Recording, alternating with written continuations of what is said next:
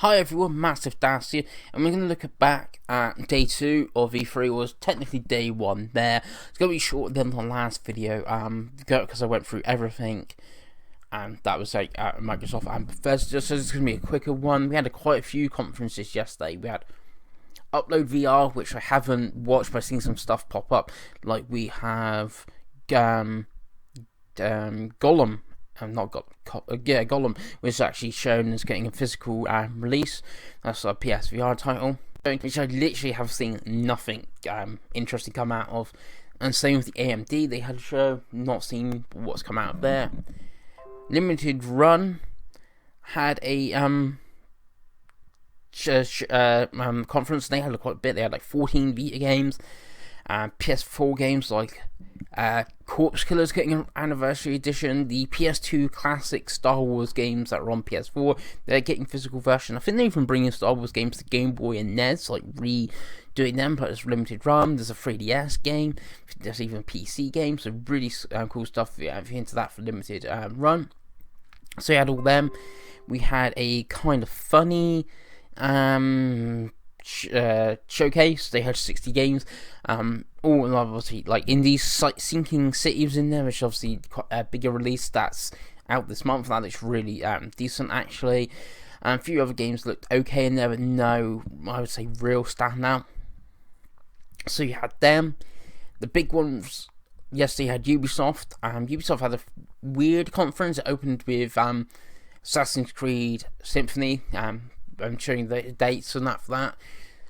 So that's like nice to have music and people on stage. But then it opened with Watch Dogs Legions, which leaks are true. It's set in London. You can play as technically any NPC, but would they be NPCs that everyone can play as? A weird one. But they're playing like as an old like granny and stuff like that in London with a gun and hacking. You can play like no gun playthroughs and stuff. That looked really good, like, but it was all gameplay, and it's like up until now, this E3 we've seen mainly CGI trailers, so to see actual gameplay of a game, and it's a decent chunk, really good. And then after that, we had John Bernthal came on stage with his dog Bam Bam, I believe the dog's called, talked about Ghost Recon Breakpoint. Then we basically just got, here's an update for Rainbow Six Siege. Here's an update for Division 2. Here's an update for For Honor. Here's a new mobile Tom Clancy game that has Sam Fisher in it. Only thing. Just Dance 2020 was shown. It's coming to the Nintendo Wii still. No PS3, no 360, and no Wii U version. And obviously, before this couple of days, so we had EA with FIFA. That's not coming to PS3 or 360.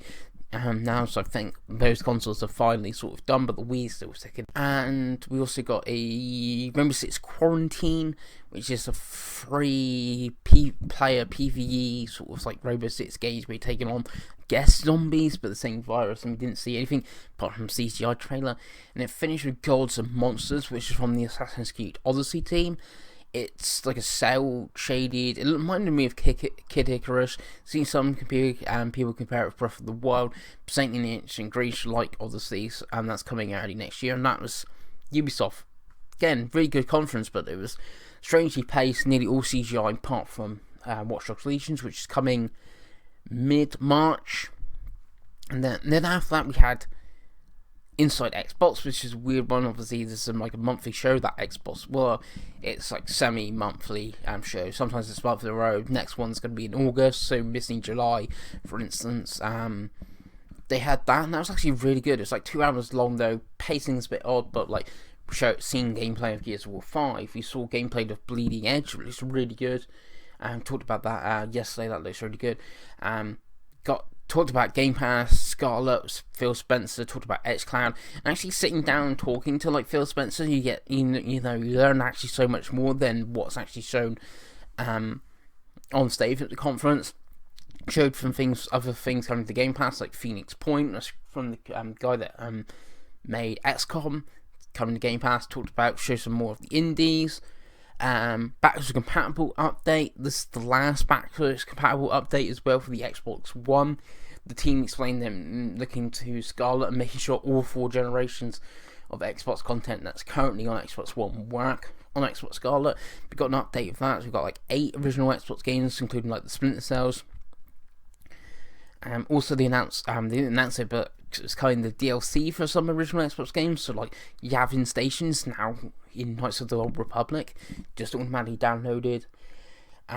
X enhancements for nearly all the rare games that are on Xbox 360s, like Banjo, Nuts and Bolts, Perfect Dark Zero, Cario, all going to be X enhanced.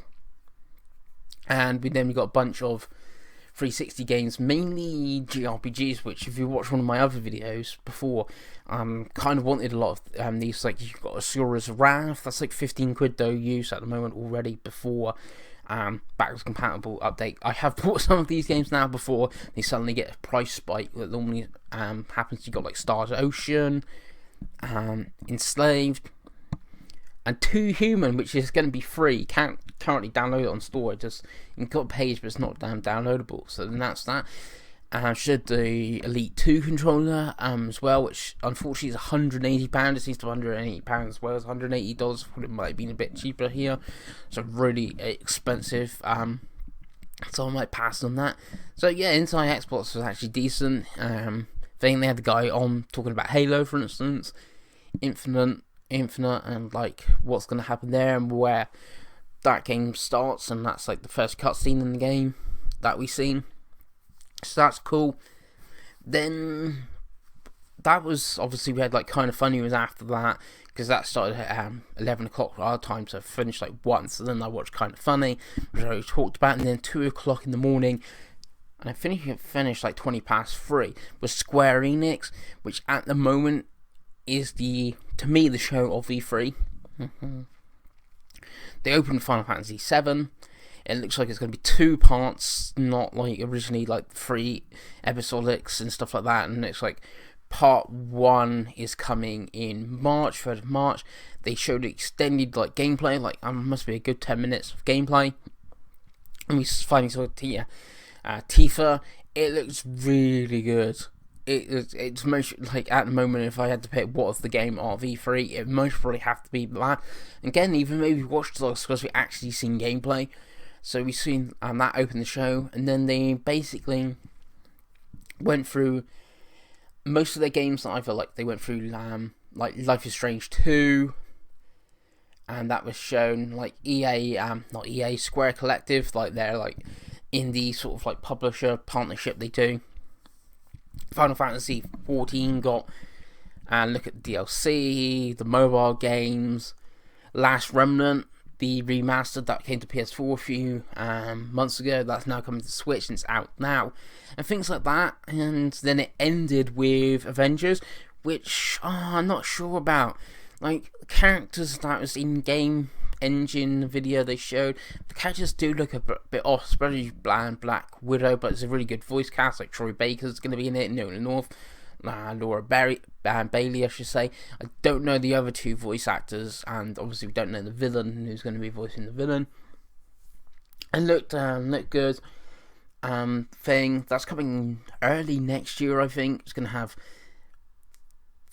more content coming. It looks a bit games with service-ish, like they talked about new content, new heroes, and playing, 4-player multiplayer, co-op and stuff like that.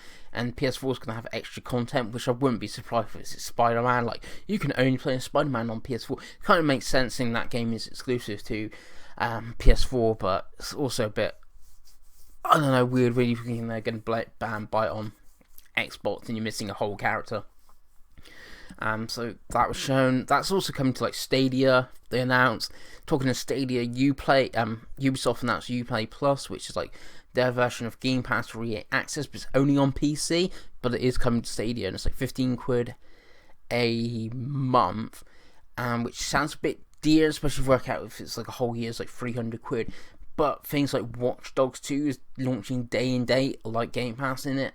So that's kind of cool, because Watch Dogs 2 does look decent, and if I can play that game for 15 quid, I'm really tempted to just subscribe to a month, play it through Stadia, and, Bob's your uncle. So, yeah, Square, I think, had a good one. They opened well with Final Fantasy VII, and they closed well with Avengers and stuff.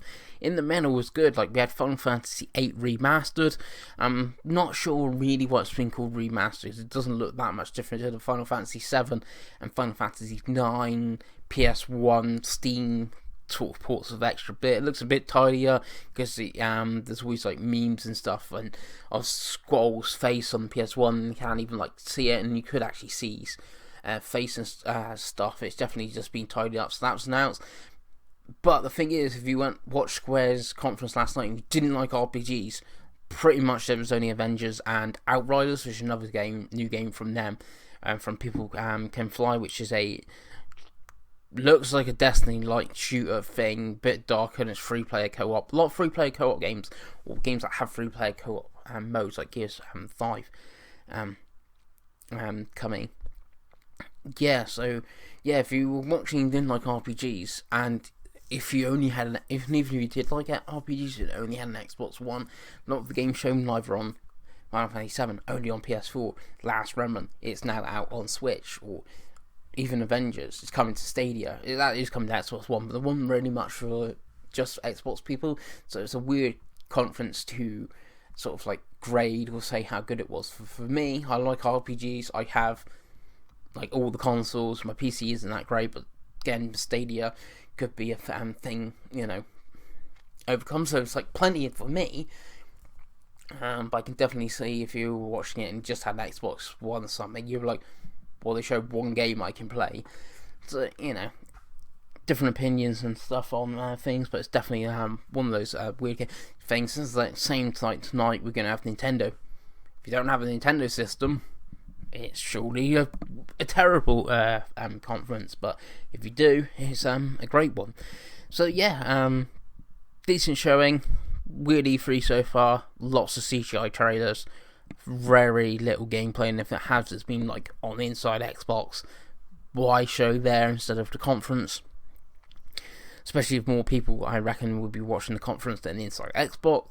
So that's a weird one, and most of the games are coming out from now to like maybe to like E3 2020, a lot of like Marches and a couple of Aprils of releases, so it looks like it's what we've seen for like the next year, through all the way to the next year, which kind of, again, what I know gameplay if the games are coming within the next year, but kind of makes sense with next gen possibly coming soon.